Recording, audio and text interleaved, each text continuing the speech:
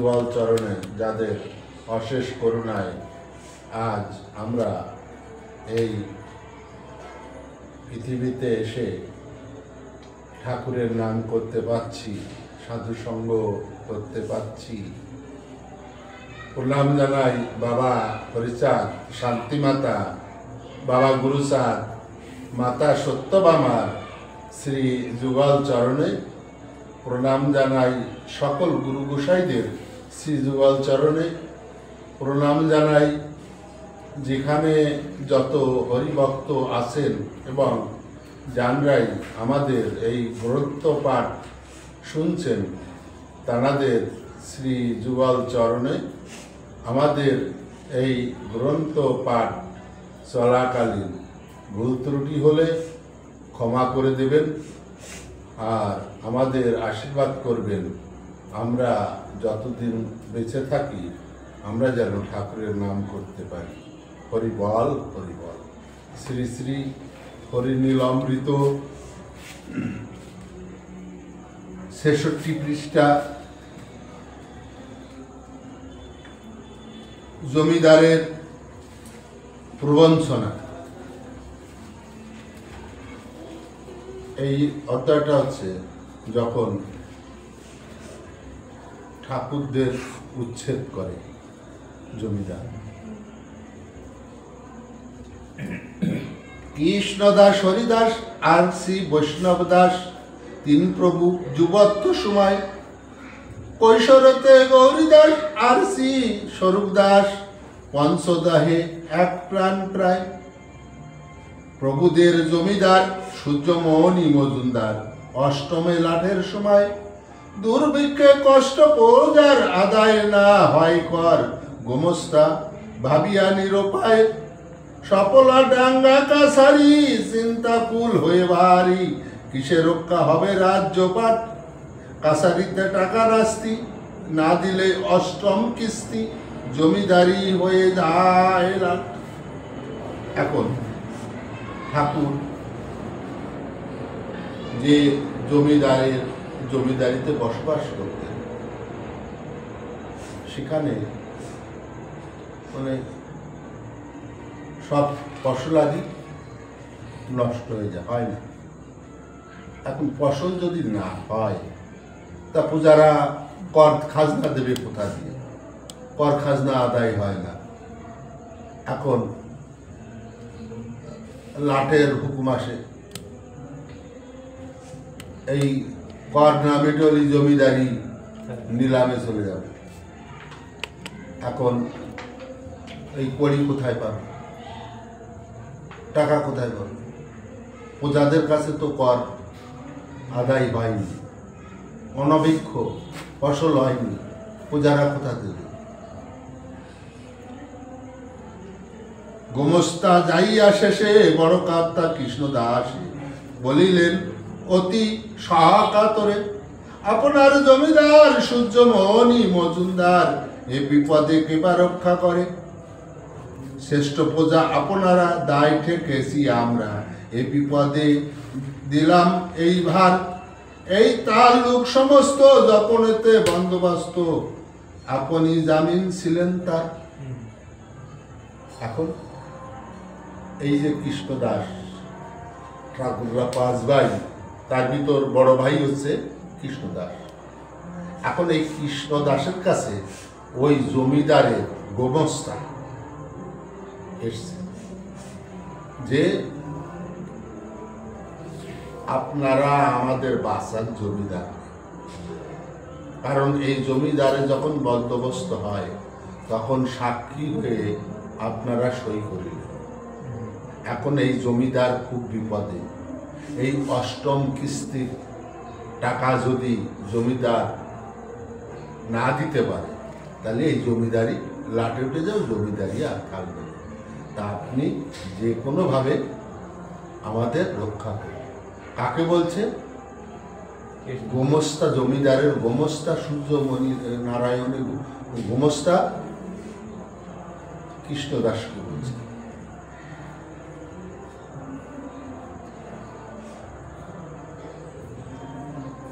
বড়কর্তা দিল সাই কহে কত মুদ্রা দেয়, করিব তাহার উপকার। মুদ্রা লব 700, গোমস্তা করে শপথ, পৌষ মাসে সদিব এ ধার। তাহলে কত টাকা নিল? 700 টাকা নিল। আর কি বলল?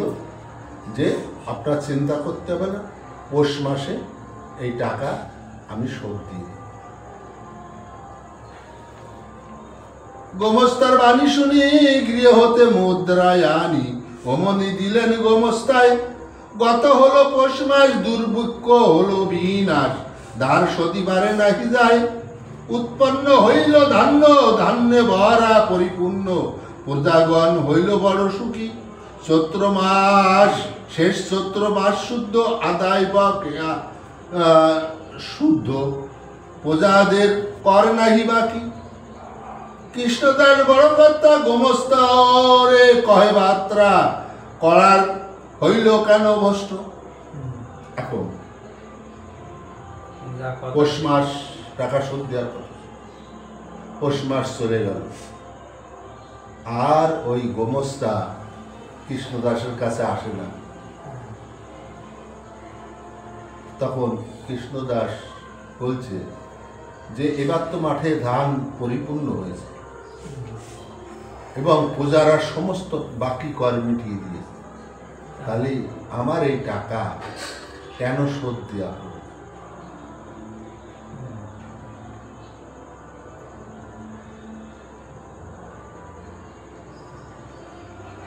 আদায় হইল কর, বাকি না রইল আর, ভূস্বামীর নাহি কোনো কষ্ট।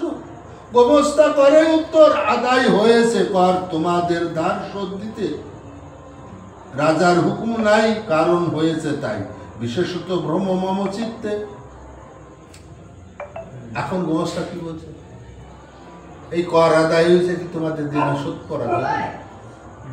রাজার হুকুম নাই, জমিদারের হুকুম নাই, তোমাদের টাকা ফেরত দিবে। ওই জন্য আমিও মনেও করি, কিন্তু টাকাটা তো গোমস্তা আনতে গেছিল, জমিদার তো আনতে যায়। এতক শুনিয়া বাত্রা করতে কহে বড় কর্তা, এহন সত্যের ব্যবহার, বিশ্বাসী লোকের স্থলে হেন রূপ নাহি চলে, বৃথা হলো সত্যই অঙ্গীকার। আমি একজন সৎ লোক, আমার কাছে যে কথা বলে এই অর্থ তোমরা নিছিলে, সেই বিশ্বাস তোমরা ভঙ্গ করেছ। একজন সৎ লোকের সঙ্গে এহেন ব্যবহার কখনো করা উচিত নয়। শুনো বলি মহাশয়, নিবেদিব তোমার পায়ে, কহ গিয়া জমিদারের ঠাই। বৈশাখে কি জ্যৈষ্ঠ মাসে কিস্তির আদায় শেষে, তখন আমার টাকা চাই। ফিরে আসিল গোসাই, গোমস্তা শুনিয়া তাই, কহে গিয়া জমিদার পাশে। অষ্টমের কিস্তি শেষে আগামীতে জ্যৈষ্ঠ মাসে টাকা দিতে হবে কৃষ্ণদাসে। জ্যৈষ্ঠ মাস গত হলো, আষাঢ় শ্রাবণ গেল, অষ্টমাদায় হইল সায়। দ্বার নাই দিল শোধ, বড় কর্তা হয়ে ক্রোধ, গোমস্তর পাশে গিয়া কয়। এখন ক্রোধ মানে রাগ।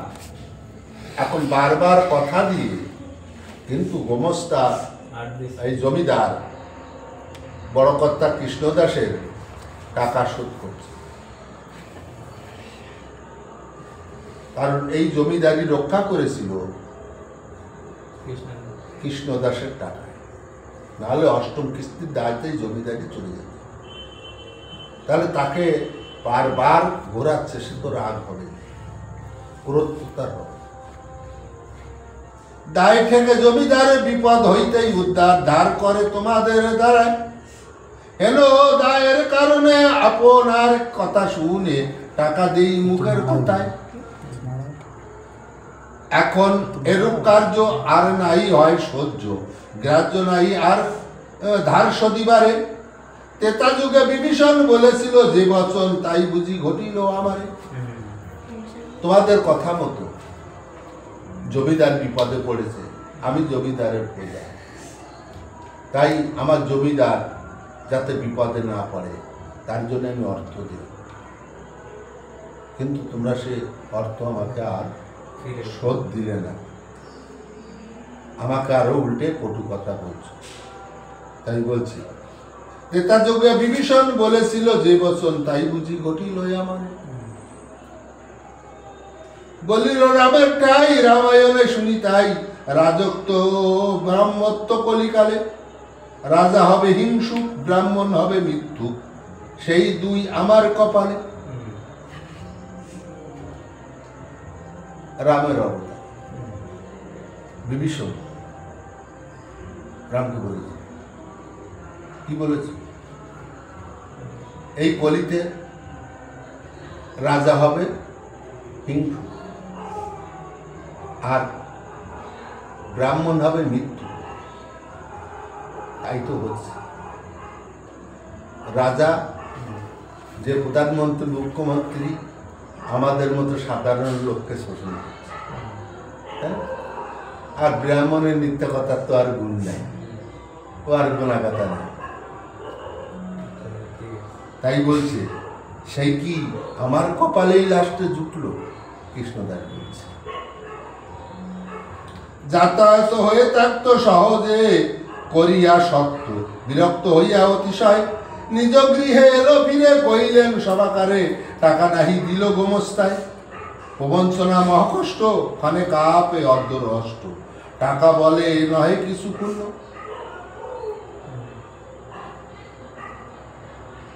কৃষ্ণদাস বাড়ি এসে ভাইদের মাকে বলছে যে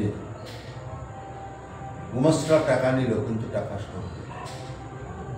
তখন রাগে ক্রোধে ঘৃণা বড় কর্তা